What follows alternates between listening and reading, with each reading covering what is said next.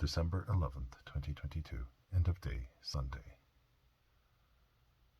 Our Father, whose true worshippers worship in spirit and in truth. The book of Revelation, chapter 11, verse 1, says this: I was given a reed like a measuring rod, and was told, Go and measure the temple of God, and the altar with its worshippers.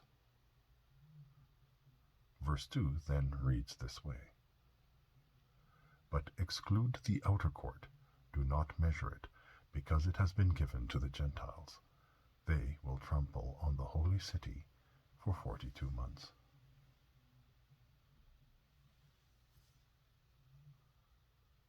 The Apostle John, with his great vision, was given a measuring rod with which to measure the temple of God and its altar along with its worshippers.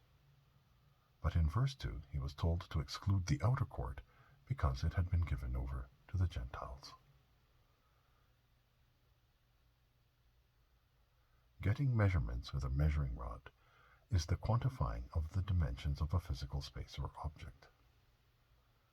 The temple and the altar, being fixed three-dimensional objects, could readily be measured, but extending the exercise to the measurement of the worshippers seems to be invoking a different scale. For a hint of what this might be, let's look at the book of John, chapter 4, verse 24, which says this: God is spirit, and his worshippers must worship in spirit and in truth.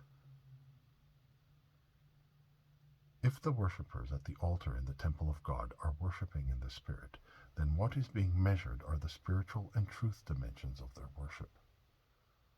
However, as long as the Gentiles are in control of the outer court of the temple, there is no spiritual worship of God taking place because the Gentiles are not moving in the Spirit or in truth, and thus there is nothing for the Apostle John to measure. Amen.